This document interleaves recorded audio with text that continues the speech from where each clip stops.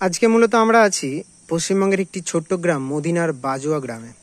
এখানে নুসরত শাহের আমলে একটি ঐতিহাসিক পুরনো মসজিদ ভাঙা অবস্থাতে আছে। তো তারই আজকে কিছু ইতিহাস আমরা তুলে ধরবো। বাংলার বহু ইতিহাস আজ ধুলোর নিচে চাপা পড়ে গেছে।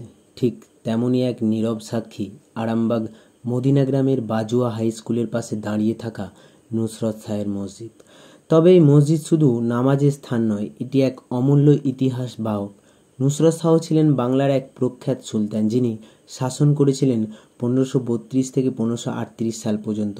এবং মূলত বলা হয় এই মসজিদ তার আদেশে 1532 খ্রিস্টাব্দে তার সেনানায়ক এবং তার ধর্ম প্রচারকদের দ্বারা নির্মিত হয়েছিল। এবং মূলত সেই সময় এই অঞ্চল ছিল বাণিজ্য এবং ধর্মীয় গুরুত্বের ভরপুর।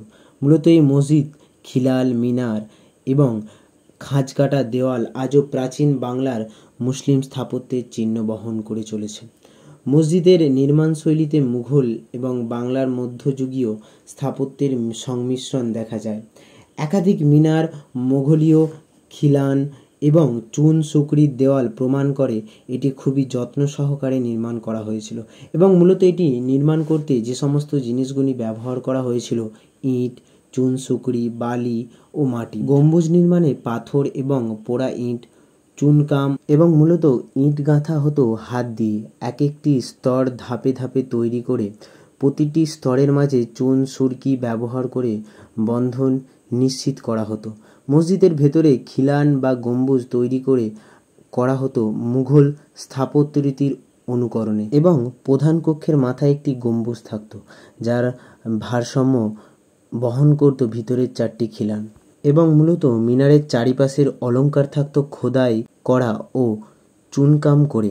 মূলত নুসরত শাহের মসজিদ শুধু একটি ধর্মীয় স্থান নয়, এটি একটি ইতিহাসের অংশ, একটি সাংস্কৃতিক উত্তরাধিকার। চলুন নিজেদের ইতিহাসকে সক্ষম করি এবং এমন ইতিহাসকে তুলে ধরি আগামী দিনের জন্য। মূলত এখনও সেই দৃশ্য কিন্তু ফুটে উঠেছে দেওয়ালেতে, এখনও সেই কোরআনের লেখা আয়াত কিন্তু ফুটে আছে। আজ এই মসজিদ বাজুয়া গ্রামের সেই হাই স্কুলের পাশে জঙ্গলে পরিণত হয়েছে। চারিধারে জঙ্গল, কেউ কোথাও নেই।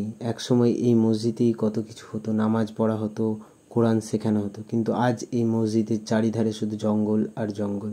কোনো মানুষের আনাগোনা নেই, কোনো দেখাশোনার লোক নেই, কেউ নেই। এই মসজিদ এক শুনশান স্থানে পরিণত হয়েছে এই মসজিদ। ভিডিওটি ভালো লেগে থাকলে অবশ্যই আমাকে কমেন্টে জানাবে এবং আরও এরকম ভিডিও পাওয়ার জন্য আমার পেজটিকে ফলো করবে।